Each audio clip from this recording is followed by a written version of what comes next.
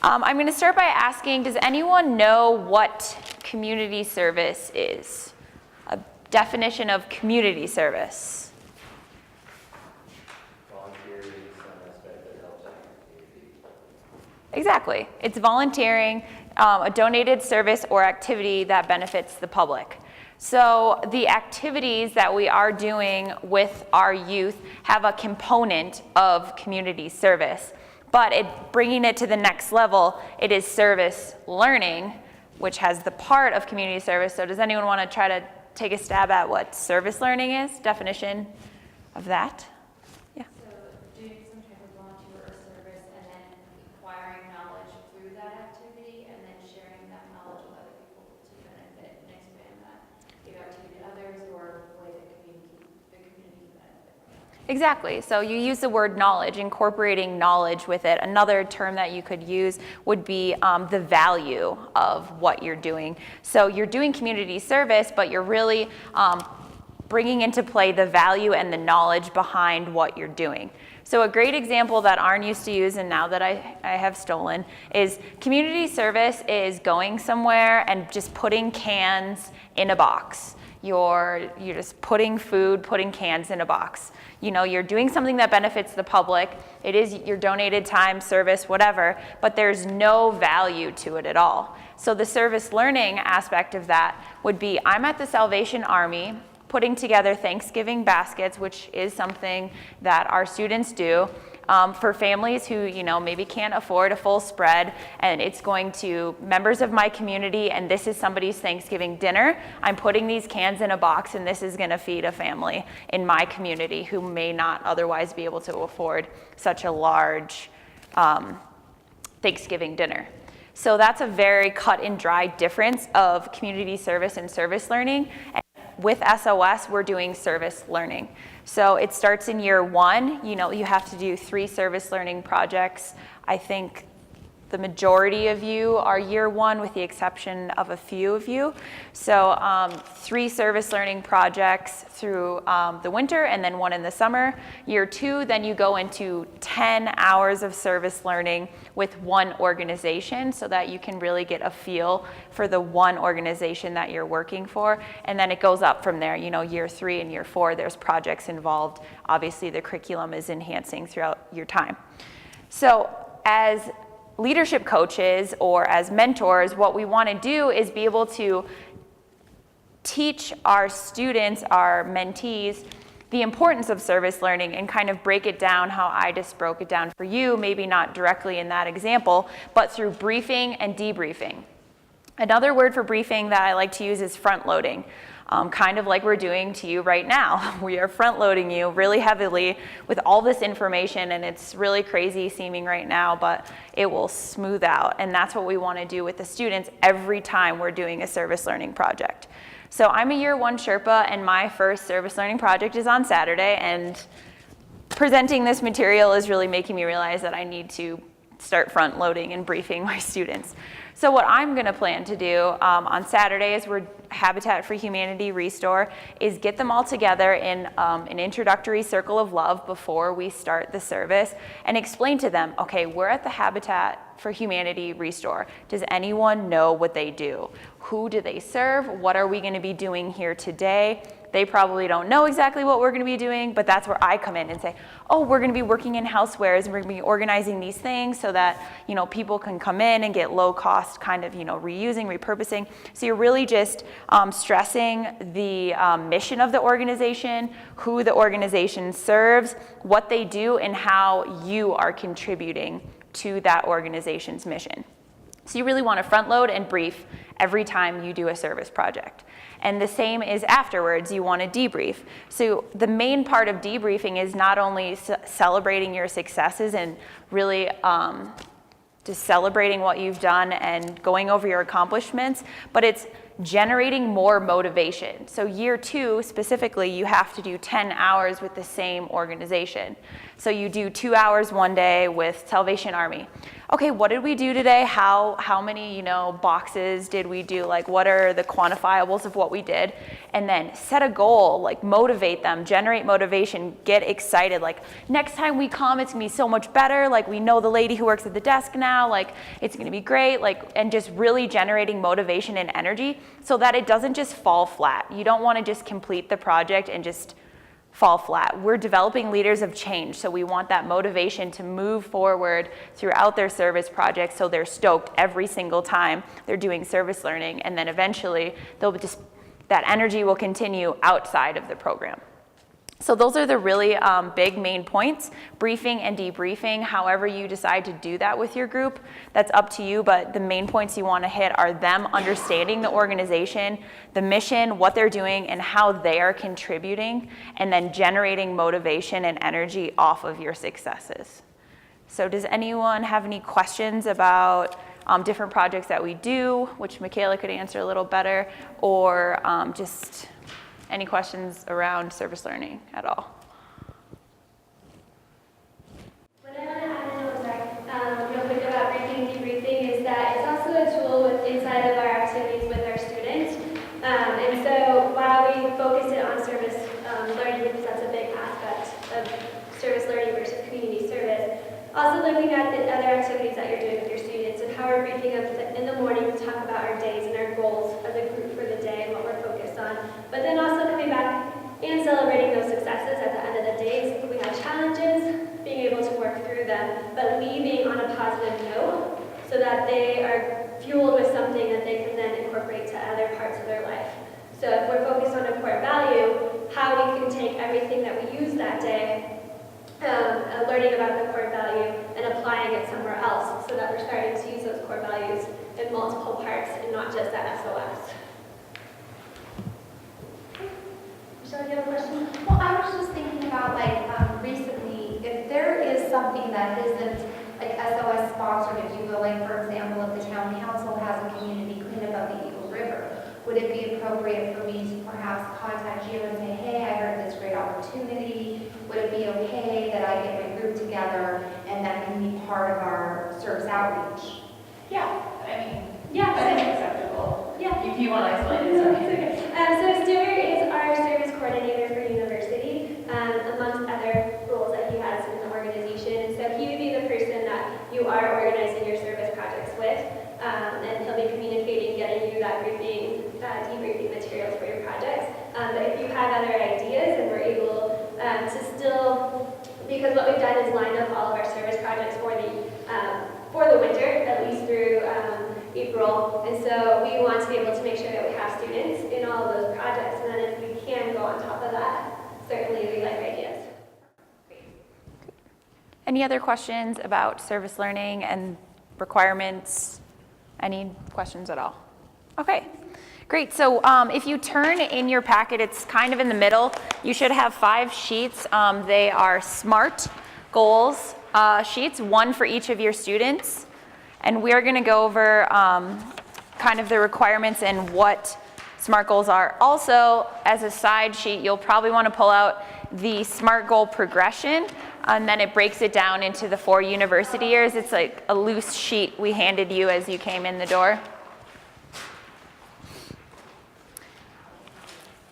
So the reason that we developed the SMART goal progression is because the research that we've been finding is showing that focusing too heavily on goals really early on in the relationship isn't beneficial to the mentoring relationship or the match. So we are really trying to follow the research and making revisions on the goal progression, so you aren't, the first time you're meeting them, sitting down and saying, your goal is to get all A's, be on the Dean's List 4.0. Like, it can just set up false expectations, and you don't want to focus too heavily on the goals at the beginning. So that is why we have developed the SMART goal progression. So if you look at year 1, it's at the meet and greet, set a group SMART goal. So looking at your SMART goal sheets, you can see SMART is an acronym for specific, measurable, achievable, realistic, and timely. So every goal that you set, you want to be a SMART goal so that they're actually able to track it, achieve it, and it's a measurable, not tangible, but it's something that you can see your successes and your shortcomings with. An example of a goal that is not a SMART goal that I like to give is a goal for myself of I will be awesome. It's not really specific because how do you measure awesomeness, which is measurable? That's the next, it's not measurable. Achievable, for me, probably not. Realistic, how are you going, it's just, and then timely, there's no time frame set around it. So a SMART goal, looking back at the progression sheet for year 1 would be have every group member graduate so they can progress to university year 2. So it's very specific, every group member, that's a quantity, you're addressing every person. Have them graduate, that is realistic, it's timely, it's something that happens at the end of the season, and then progressing to year 2. So it sets up that time frame, it's specific, measurable, achievable, realistic, and timely. So those are the different components of a SMART goal. So you want to make sure you're touching on all of those. And the sheet really breaks it down. So you can use the core values in setting your goal. So how am I going to use courage to create this? I need to do this, speak up, talk more, whatever, and just going through. So in year 1, it's a little different because you're setting a group goal. But what I did with my group was we really just sat down and, said what our goal was, how we wanted to achieve it. The obstacles is a really great section that you want to go over because with any goal, you're going to encounter obstacles, especially when there's not just yourself involved, but 5, 6 other students. So the goal that I had set with my group was to complete all of the service projects together and by the deadlines so that we would all be there and there wouldn't ever be the straggler. So an obstacle is obviously calendars and balancing and figuring out what days work for one another and then finding a solution. So we're all here together now, we're setting the calendar dates, we'll do reminders, we'll hold each other accountable. And then of course, what success looks like for us. It was so great. I have a group of all girls and they're like, no arguing, no excuses, teamwork, this is what success looks like. And I'm just like, how would achieving the goal? I would say that's success too. So you just really want to walk them through and teach them because for a lot of the university year 1 or just the younger students, it's their first time setting a real written goal. So you want to make sure that you're walking them through it and setting the right types of goals. So depending what year of university you're paired with, it should walk you through what types of goals you should be setting. And additionally, the goals you're also going to want to be entering into Civic Corps.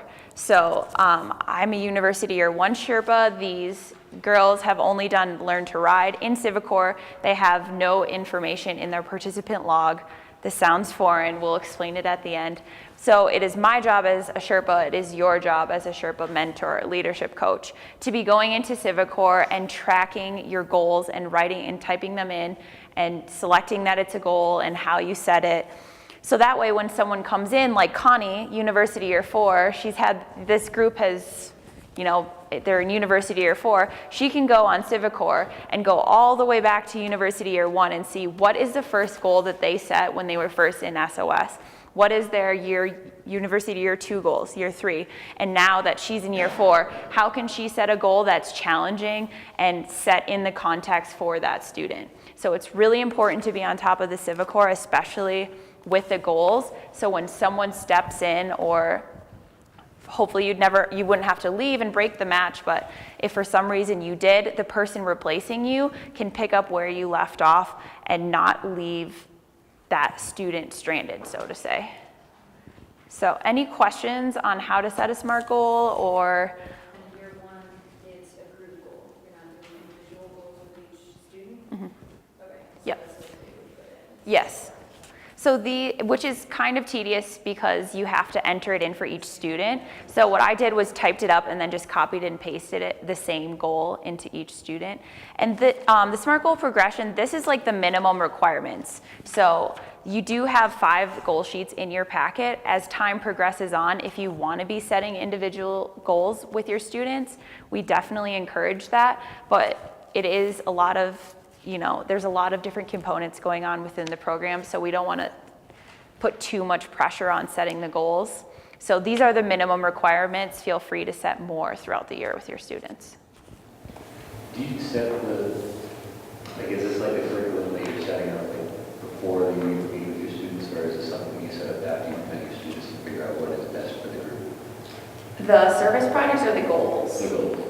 Well, we had a university year one meet and greet already, so the majority of the Sherpas and groups have already met one another, but we're still patching in more Sherpas with groups because we do have a wait list, which is where some of you potential Sherpas will be filling in. So as Michaela kind of mentioned earlier, we will organize a time for you to meet with your group and go over a communication plan as like how you're going to contact them, and that's when you'll set the goal.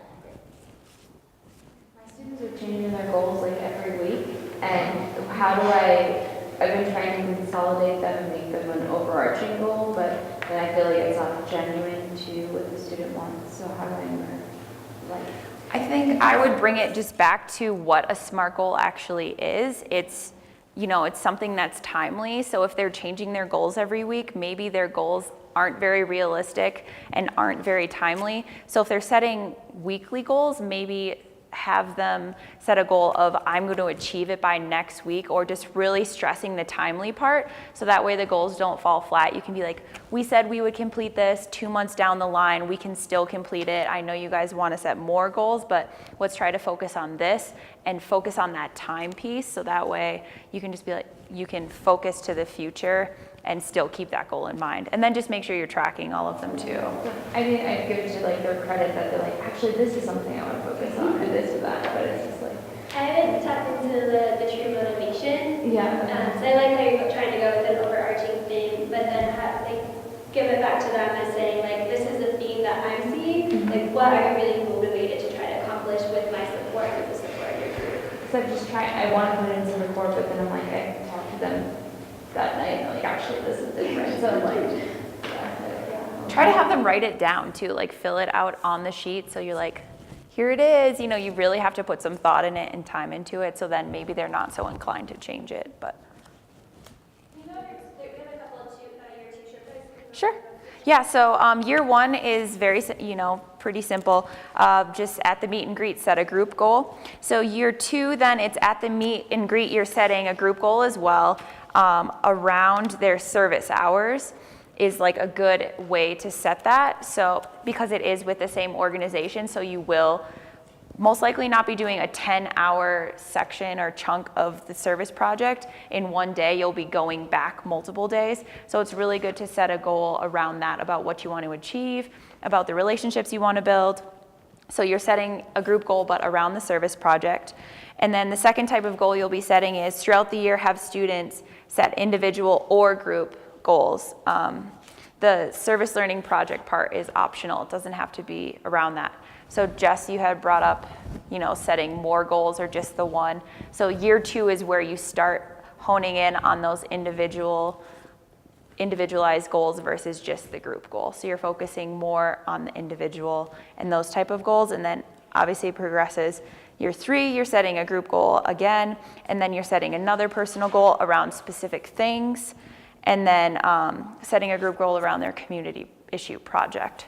So as with all of our curriculum, the requirements are becoming more intensive, I guess, and more detailed and specific, and obviously just more of it.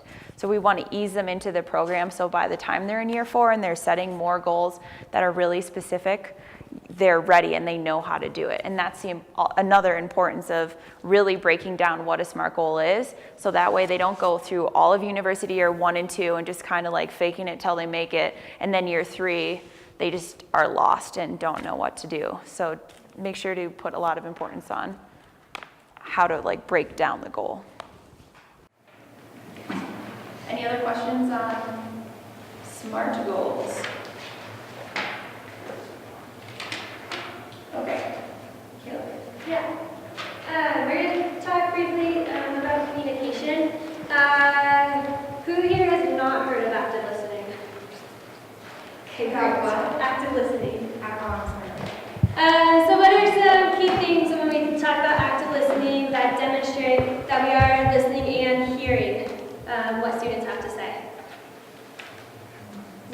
qualities of an active listener? Asking pertinent questions. Asking pertinent questions, all right. Relaying information back to them. Relaying information back to them, okay.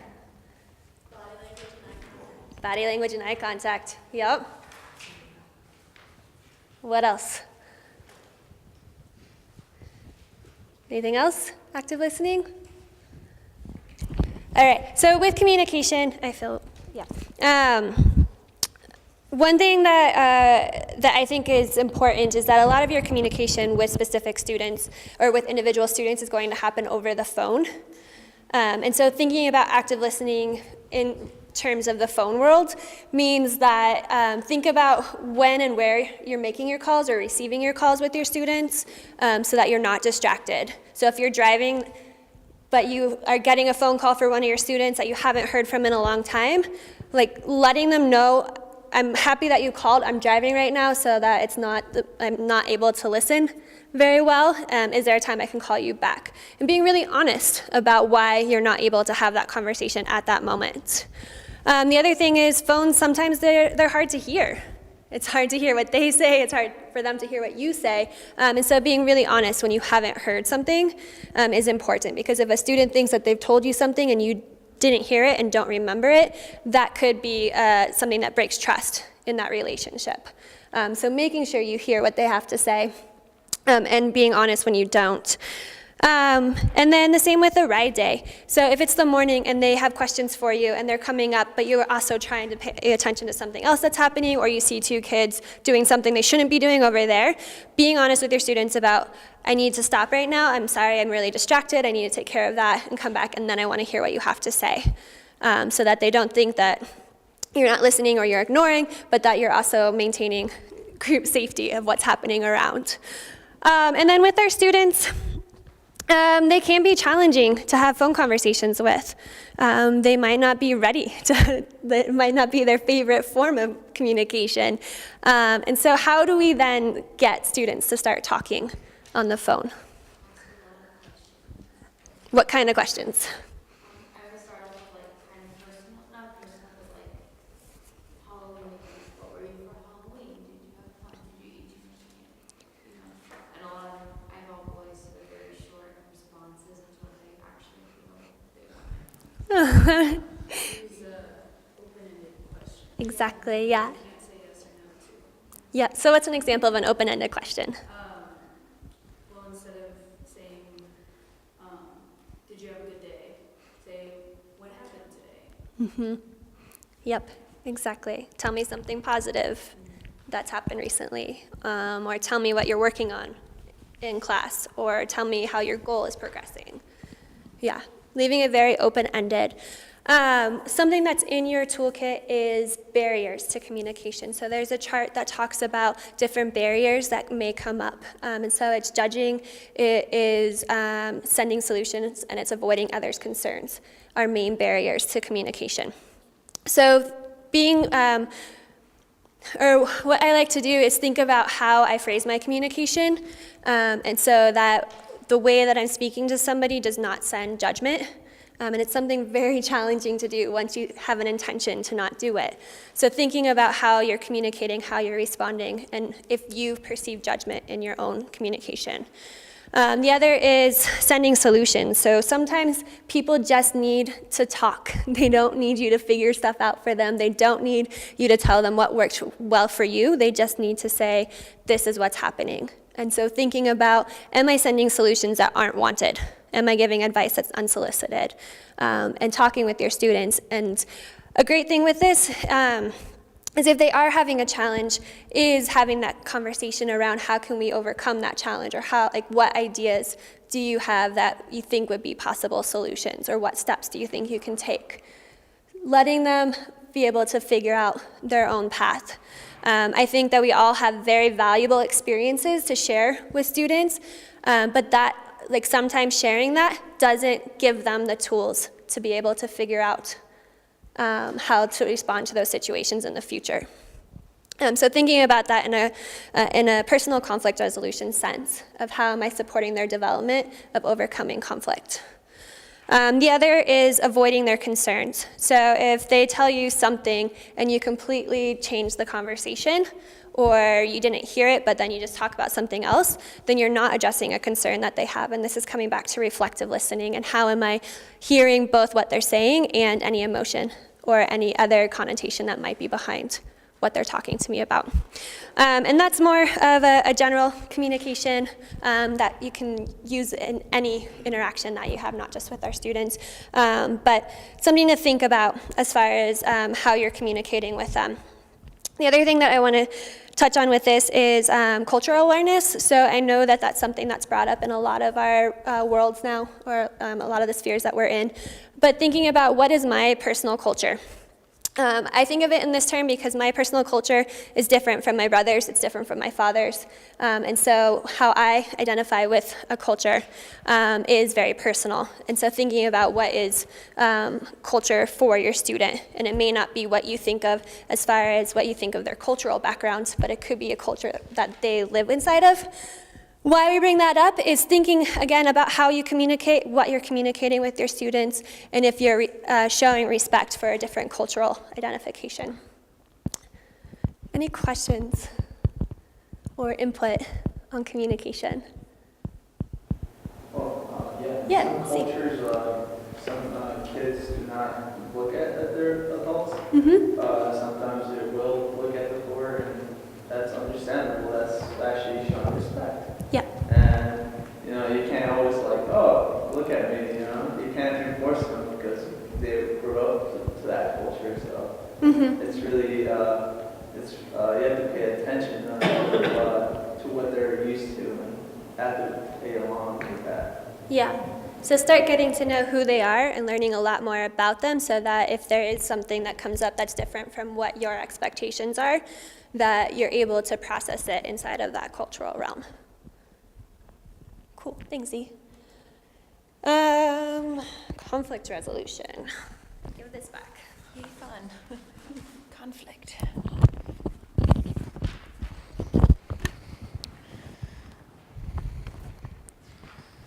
So conflict resolution, which will kind of tie into what directly ties into risk management, model and procedures. So it's one of the end things in your notebook. If you don't have a notebook, you don't have it. I'm sorry.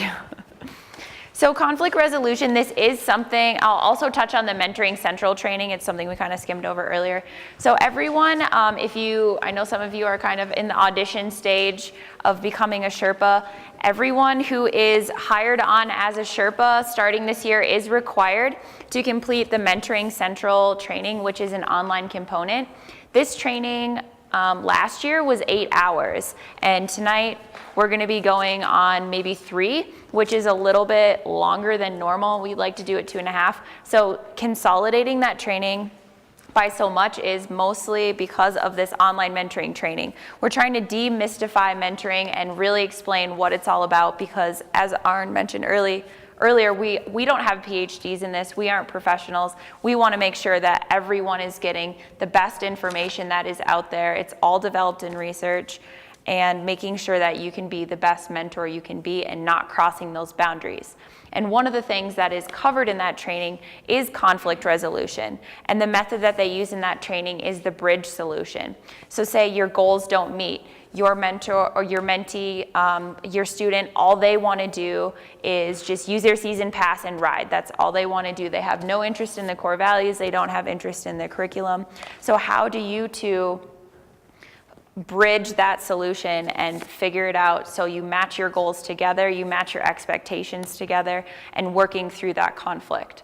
And a big thing that really helps with this as well is establishing behavioral expectations early on. So the first time you meet them, just, okay, what are our working agreements that we want to have? What are the things that we want to do together as a group, and make sure that we're following along with these behavioral expectations. And then when someone falls out of line and isn't following the agreement that you made earlier, you can say, hey, we talked about this at the beginning, pull them aside, talk to them. You don't really want to be singling anyone out within the group, but you also don't want to be abandoning the rest of your group because you're just in some situations, giving that one student the attention that they really are just wanting.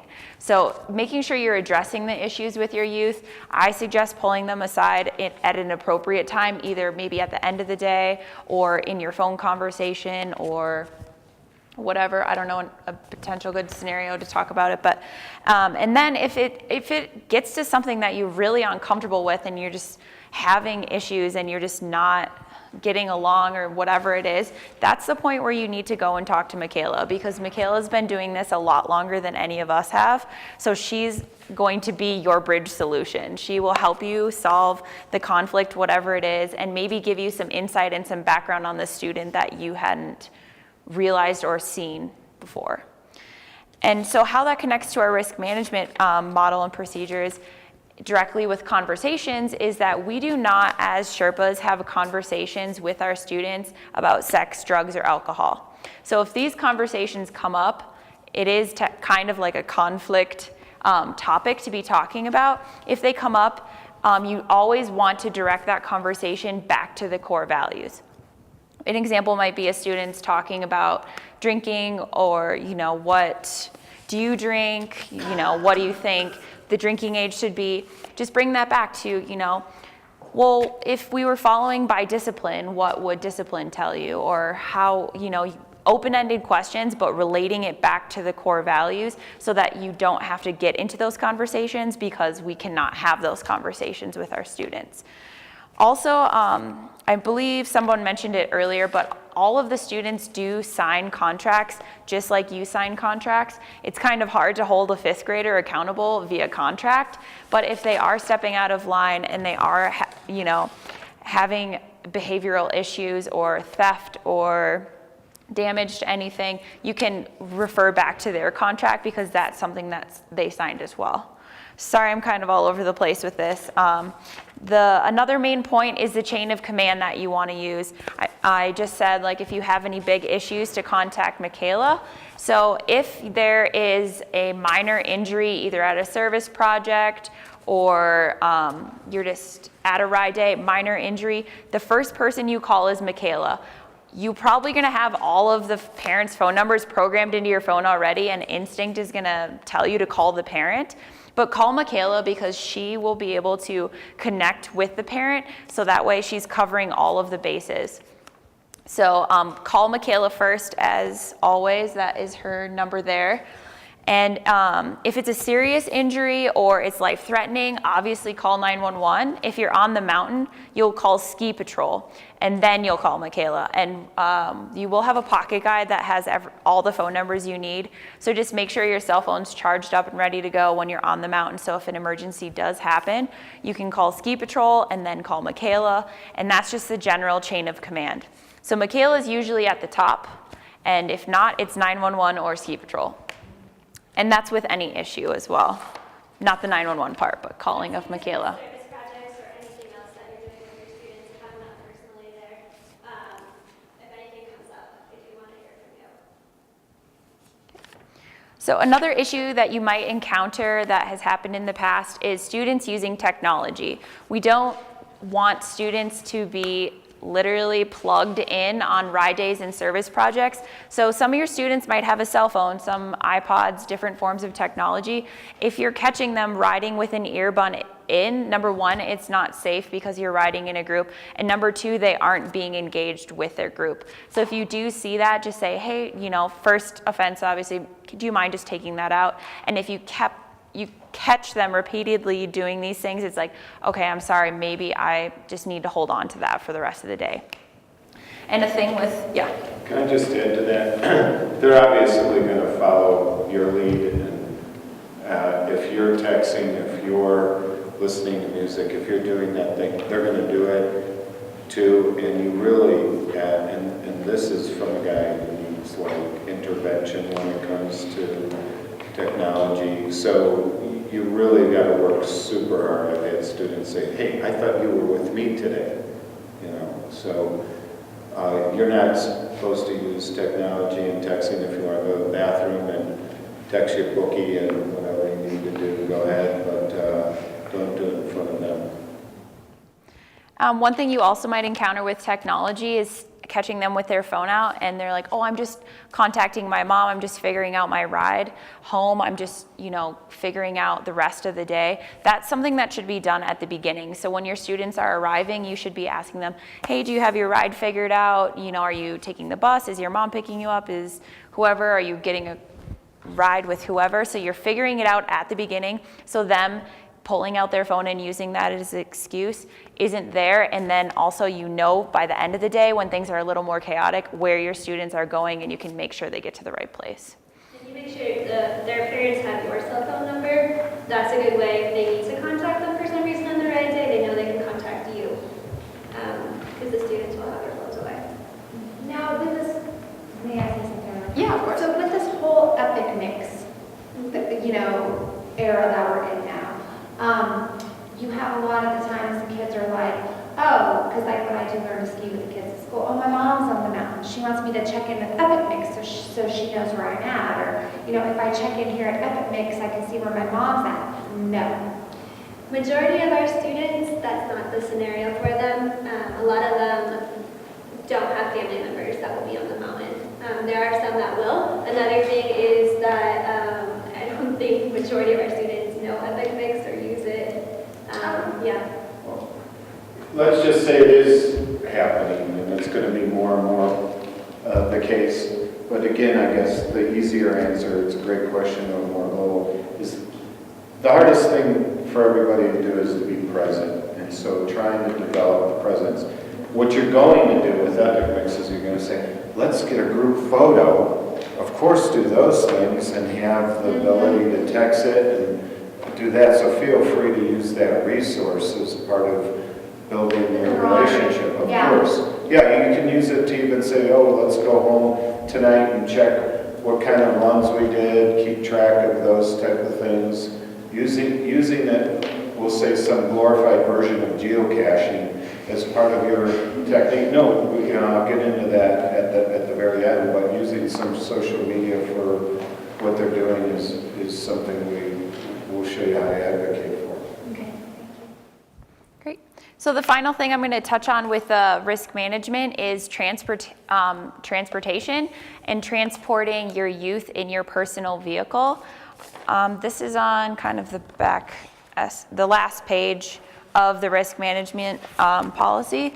So I just like to read it straight from it, just because I know that I'm covering all the bases. So SOS does not suggest that Sherpas, we'll just stick with that, or volunteers drive participants to and from activities, especially since it may consist of just the SOS volunteer or staff and the participant. That's another part of our risk management, is never find yourself in a situation where it's just you and a student. It should always be you and another adult and a student at minimum, or two students and yourself at minimum. Because if you catch yourself in a situation where you're one-on-one, it's essentially their word against yours. And if some sort of situation arises, it's going to be pretty messy because it's a child's statement against yours. So never catch yourself in those situations. So that is a really big important part about transporting youth. You don't want to catch yourself in that one-on-one situation.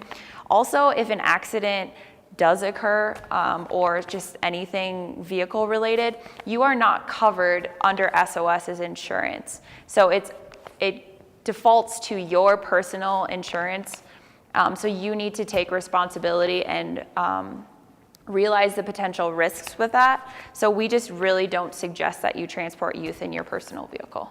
We work really hard to understand our students and other people that live or go to school close to them to try to figure out carpools for SOS staff to help support any transportation need that they might have and figure out other solutions. So if that is something that students are saying, I don't have a ride, let us know as soon as you know that, so that we can help you figure out different solutions that you don't have to transport them, because that is our goal, is to support that. And a great resource is also having them, the parents and the group members of your Sherpa group, exchange information so they can set up a carpool. Michaela does a really awesome job of trying, among many factors, to put your group together somewhat based on geographic location. So there should be at least one other person in their group that is coming or going to the same area. So carpools are a great resource to use with your students. So make sure that they're sharing that information with one another as well.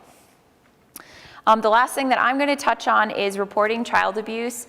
We did for our first Sherpa workshop, some of you may have been there, have a county employee come in and talk about because everyone is a mandated reporter, and just talked about the procedure, some of the warning signs, and just the general procedure for you to follow. So some of you may not have been there. We have the card at the table. You should have got one when you came in. So if you do have any questions using the website and seeking out information, or you can call him, and he's really great about answering questions. Additionally, in your folder, the second to last document is a reporting child abuse form. So if you have any questions about it, just make sure to read through it or contact Michaela. She's a great resource, or the county, which we provided the information for. I know we talked about it a little bit more at that training. If there's any concern that you have of your students, if there's, it's not just with child abuse, but there's anything that raises a red flag for you, that you gives you a little bit of concern, to make sure that you are communicating with that to me or somebody else in the office right away, so that we can support that student with that concern. So not necessarily just child abuse, but for any concern that you have, we want to know what those are and be able to support the student through it. We are getting close on time. We want to talk about social media. And the civic court training? Mm-hmm. Do you want to talk about social media? Yeah. Well, you're setting up for this. Go ahead and do civic court training, because that's... It'll take me a second to get this. In the social media policy, it kind of grabs onto a lot of the things that we're talking about. Just think risk management, okay? And if you're running a nonprofit, is one way we were talking about in the directors meeting, you're trying to figure out how to mitigate the risk involved of what has become more and more prevalent since I started SOS in terms of things that occur. So social media didn't happen 10, 15, 20 years ago. Nonprofits around the country are taking typically a no-friend approach between a mentor and somebody in the programming. Here we have a little bit more, we'll say, flexible way of doing it, especially because it's a long-term relationship. If you are doing it, we insist that you remove, if you have, things that would be construed as non-positive role modeling on your social media page. So we ask you to take that down before you do something like that. And because we're trying to run through a couple of things, but as you know, employers are looking at your social media pages now to see about your type of character, and your students are going to always want to try to find some way of what they think your boundaries are, and you're going to have to, if you have a question, you can ask Michaela. The other thing about social media is it's a great way to advertise for SOS or advocate for SOS what type of leadership development training we're doing. So we do have a Facebook page, we do have Instagram and Twitter, and if you're on the mountain and you want to do these things or you want to talk about it, it kind of goes back to your question, Michelle. We're trying to show, Vail Resorts gives SOS more funding than any other nonprofit in the organization. We get $1 million of cash in kind from them. And if you take an Epic Mix post and you put it on and you do @Vail Mountain or their Twitter feed if you're really into it and that type of stuff, I mean, it goes a long way for telling our story. Other people, they're retweeting it or they're reposting it. It's very helpful. So there's two options as I see it. I could either start a new account that the kids can be friends with, or I can adjust my material that I have on my site already. Yes. Right? Now, personally, I'm not really concerned about it because there's nothing really raunchy or disgusting about my site. But what I do post about on Facebook is, like social concerns, Monsanto and sometimes political stuff. Right. Now, is that something that I should avoid exposing the kids to? Generally, the answer is no. I mean, again, we're trying to create positive social impact and advocacy. So the way I kind of look at it, because I do the same thing, is I want to show someone what would be an example of a leader, what kind of thing.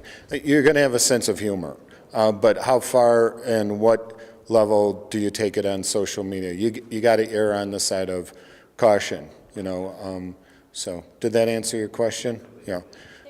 No foul language. We've had mentors who've had foul language. We've had mentors that are showing drinking, different things like that. Definitely not. Okay. There's a third option to that, is to not friend them and to make your site completely private. Yeah. Just making sure everyone knows. Great. All right, so CivicCore is our online database. If I stand here, can you guys see? Okay, great. So this is how you get your students' information, as well as put in their participant notes and report your hours. Where's slideshow? So we don't have internet access, so I'll show you each screenshot.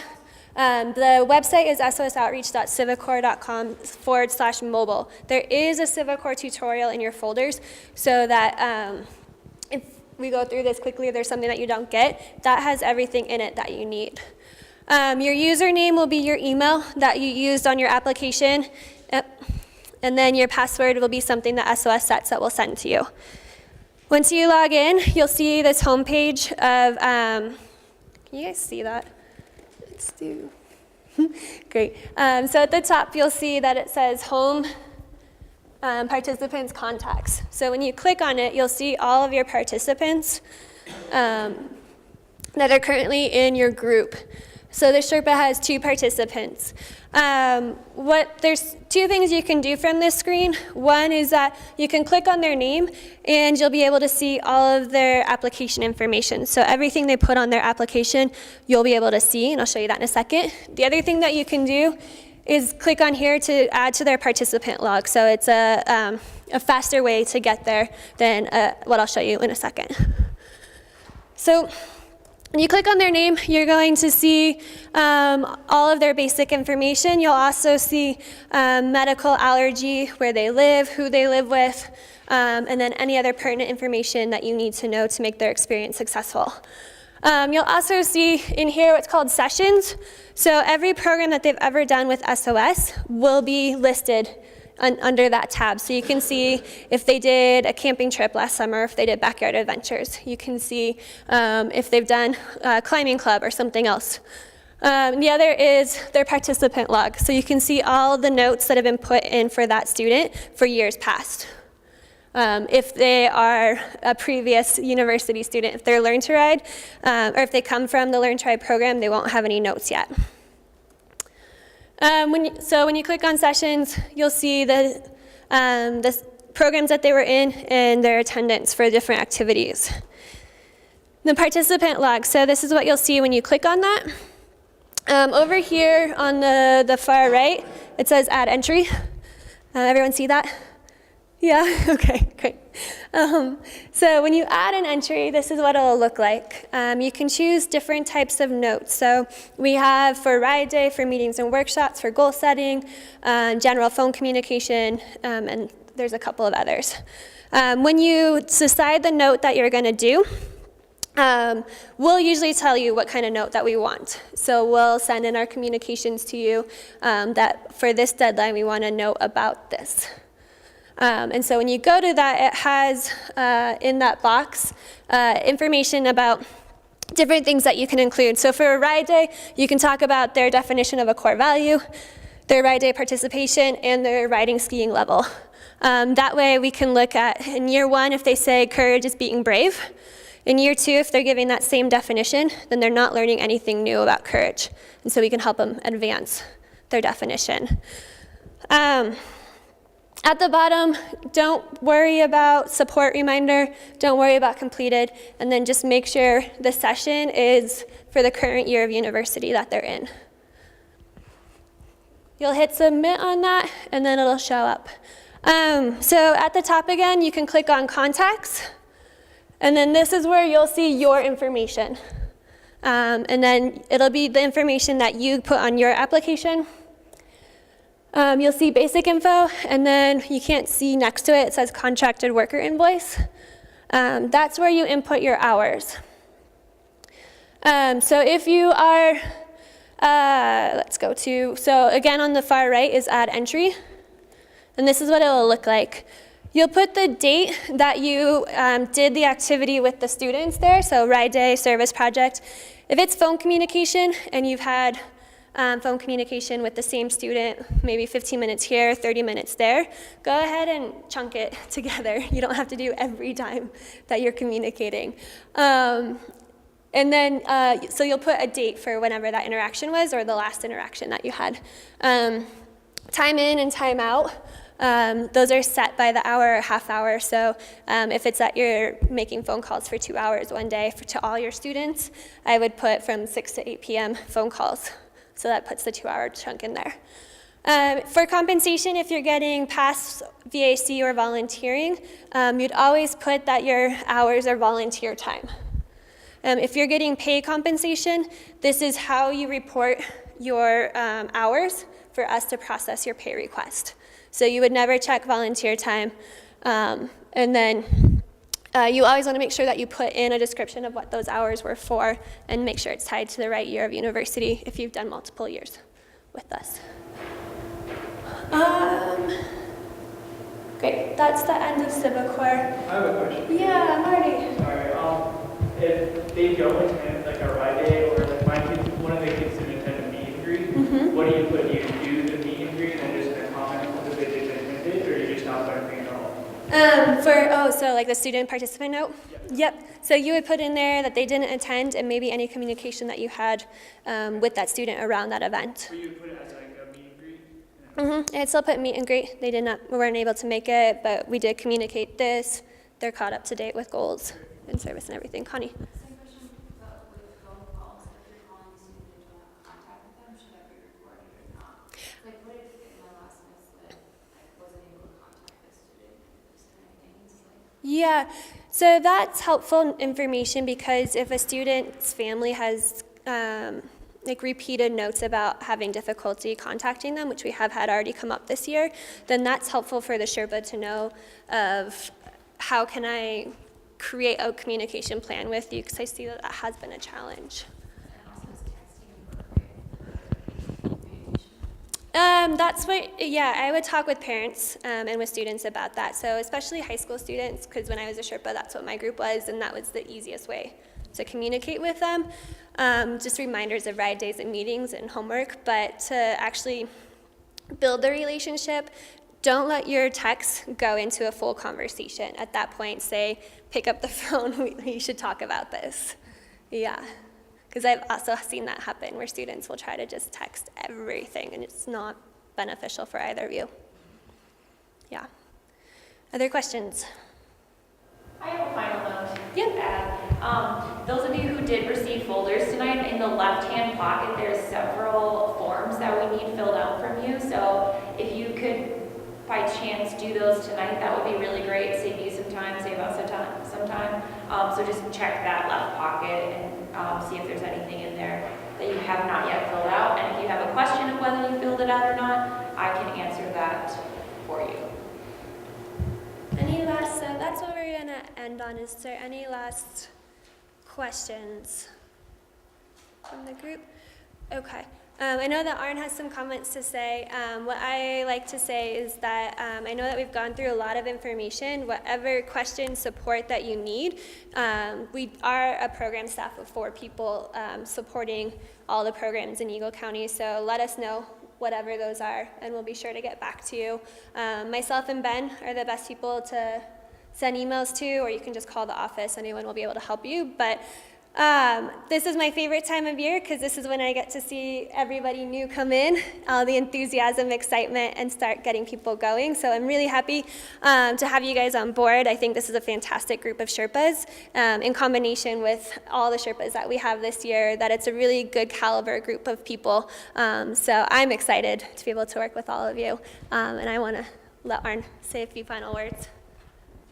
Thank you. So I hope you get something out of tonight. Did you? Did you feel like we honored your being here with some context of the field of youth development? That was what I said was hopefully a primary outcome. Michelle, you're a teacher. I hope you got something new that you hadn't heard before, or in a context that maybe you hadn't?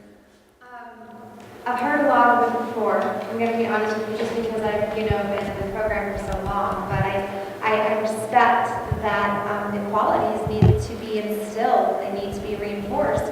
And I think that it is so important as mentors to continually hear this and continually remind yourself of the responsibility that you're taking to create, a youth population that is instilling these qualities of integrity and, courage and everything. So I think that you can never say too much when you're working on mentoring youth. Thanks. Somebody else, something that you learned new that you hadn't heard of before, or that you got out of it? Luke, you're tapping. Oh no, I thought she had something. Because she's been so diligently writing notes, and I know that she's got a lot out of this. It's been a good. I'm a note taker. That's Good. what I take in information. Thank you. I like the Buick That's acronym. I hadn't heard that one before. As far as positive reinforcement and addressing issues, so that was good. And I appreciate the compliment that you said that you really like the core values that I'm doing. Absolutely, because I work for an industry, a company that has the Credo card, and we have to follow our core values and our service values, and Right. I think it installs a great camaraderie with everyone. It just really does. It just keeps everybody in the same group, and everybody's just focused, and we're not robotic, but we live by these values.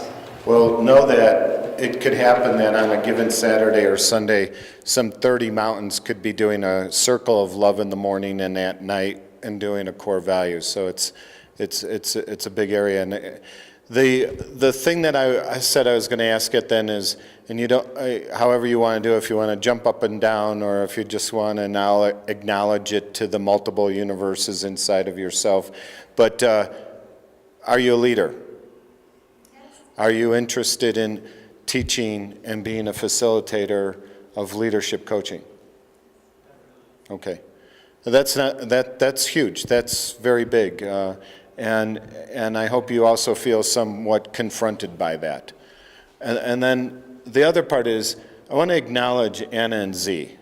Anna is the youngest student ever in the second year of the master's program, which, if I'm doing the math right, is her 7th year of SOS. Okay? So as an 8th grader, and Anna, let's try to wrap up by putting in a context that we could all understand. All of us have been in 8th grade. None of us had 7 years of training on leadership development by the time we were in 8th grade, and I don't think anyone in the country gets that. And I'm not trying to brag about SOS. I'm just trying to put it in a context that sometimes you grow up and you think all these things you want to do in life, and you start to get jaded or cynical. They say there's only 2 things that stop people: complacency and cynicism. So your hope for us, and we hope that to a certain extent, we're hope for you that it's possible. And that means if you like the job that we're doing, you will leave SOS with 11 years of leadership development experience behind, and you're also formulating the future of the field. So you're a leader, and you're a leader to us by taking a night off. And I know the last thing 8th grader wants to do is sit through a 3-hour lecture. So thank you.